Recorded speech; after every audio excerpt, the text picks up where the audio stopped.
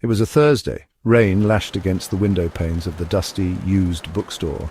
Arthur, the owner, a man who knew the scent of old paper like a sommelier knows wine, was sorting through a new acquisition. A cardboard box smelling faintly of mildew and forgotten attics sat on his desk. Inside, books lay piled, their spines cracked and pages yellowed with age, and then he saw it. The book was tucked between a worn copy of Pride and Prejudice and a faded gardening manual. It had no title, just a cover bound in what looked like blackened leather. Arthur, intrigued, pulled it free. The book was surprisingly heavy in his hand, cold to the touch. He ran a finger along its surface, feeling a strange texture, like smooth, dry skin.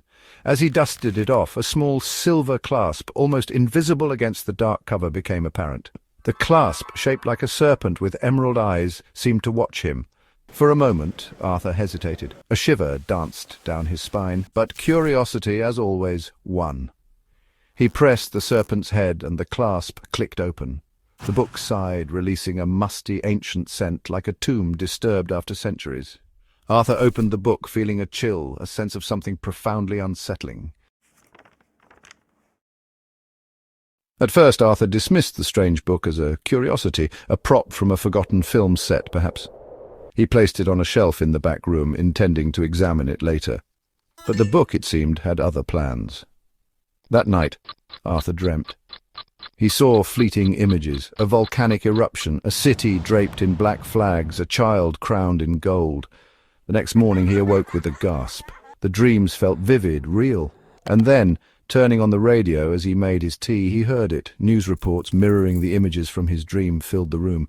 A dormant volcano in Iceland had erupted. A prominent political figure had died under mysterious circumstances. A young prince, heir to a distant throne, had been born. Arthur's blood ran cold. The book, could it be? He raced to the back room, snatching the book from its shelf. His hands trembled as he flipped through the pages. The strange script remained undecipherable, yet he felt a growing certainty.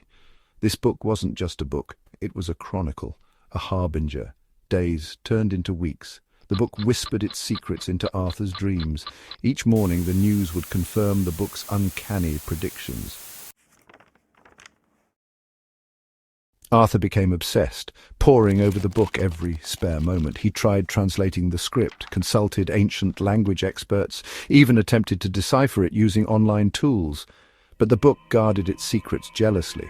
Its language remained indecipherable.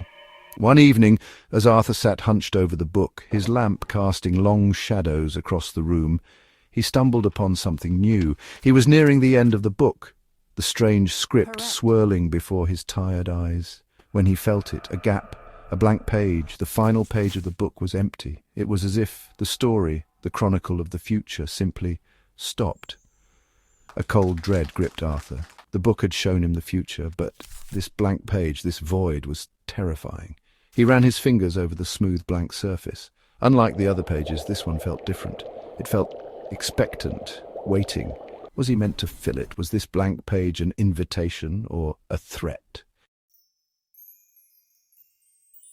The news of the book, whispered through the grapevine of conspiracy theorists and occult enthusiasts, reached the ears of a shadowy organization known only as the Keepers. The Keepers, a group shrouded in secrecy, had existed for centuries, their sole purpose to observe, to record, and to protect the delicate balance of time. Two agents of the Keepers, known only as Elias and Sophia, arrived at the bookstore. Elias, tall and imposing, with eyes that seemed to hold the wisdom of ages, and Sophia, small and lithe, moving with a quiet grace that belied a sharp intellect. They entered Arthur's bookstore under the guise of rare book collectors, their interest piqued by a rare first edition of Don Quixote displayed in the window. A ruse, of course. "Quite a collection you have here," Elias remarked, his voice a low rumble as he casually browsed the shelves, his gaze drifting towards the back room where Arthur kept the books safe. "Indeed," Sophia added, her voice a soft melody that held a hint of steel. "We are particularly interested in books of prophecy, of premonitions. We understand you might have something that fits that description." Arthur, torn between his instinct to protect the book and the air of quiet authority the strangers possessed, found himself agreeing to speak with them. In the back room, surrounded by the comforting smell of old paper and leather, Arthur, with a trembling hand, showed them the book. Elias and Sophia, their faces carefully neutral, examined the book with an intensity that sent shivers down Arthur's spine.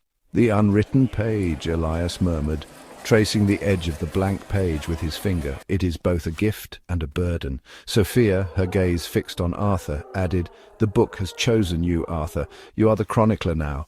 Arthur, overwhelmed, could only stammer, "But I don't understand. What am I supposed to do?" Elias turned to him, his eyes filled with a grave understanding. "The book does not dictate the future, Arthur. It merely shows what will be, unless—" Sophia finished his sentence, her voice firm, "unless the chronicler decides otherwise." The weight of the responsibility was immense. Arthur, a man who found solace in the written word, now trembled at the thought of wielding its power. He spent days locked in his bookstore, the book lying open on his desk, the blank page mocking him with its emptiness. He dreamt of swirling galaxies and collapsing stars, of whispered prophecies and the echoing laughter of gods. He consulted ancient texts, pored over historical records, desperately searching for a clue, a guide, anything that would tell him what to do, what to write. The keepers, ever present yet never intrusive, observed him, their patience unwavering. They offered him guidance not in the form of answers, but in the form of questions that pushed him to think, to understand the true nature of the book and his role in its unfolding narrative. One night, as rain hammered against the windows, mimicking the frantic beating of his heart, Arthur reached a decision. He had to write. He wrote about what he knew, about the small joys and quiet sorrows of the people he encountered in his daily life. He wrote about the homeless man who sat outside his shop every day, the single mother struggling to raise her child, the young couple madly in love. He wrote about hope, about resilience, about the enduring power of the human spirit. As he wrote, the words seemed to flow effortlessly, as if guided by an unseen hand. The room around him shimmered, the air thick with energy. He felt a strange sense of detachment, as if he was merely a vessel, a conduit for something far greater than himself. When he finally looked up, the first rays of dawn were painting the sky in hues of pink and orange. He felt drained, empty yet strangely exhilarated. The book lay open on his desk, the blank page now filled with his neat script. He had written the future, but had he written the right one?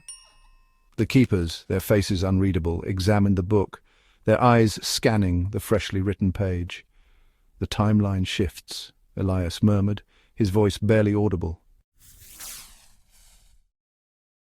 Days turned into weeks, weeks into months. Arthur continued to write in the book, chronicling the lives of those around him, his words shaping the future in subtle yet profound ways. He had embraced his role as the chronicler, the weight of choice tempered by the knowledge that he was not alone. The keepers remained his constant companions, their presence a reassuring reminder of the delicate balance he was now tasked with maintaining. He learned from them, their knowledge vast and ancient, their understanding of the universe profound. He learned about the ebb and flow of time, the interconnectedness of all things, and the awesome responsibility of wielding the power of prophecy. But with knowledge came a heavy heart. He saw the potential for both great good and unimaginable darkness within the book's pages.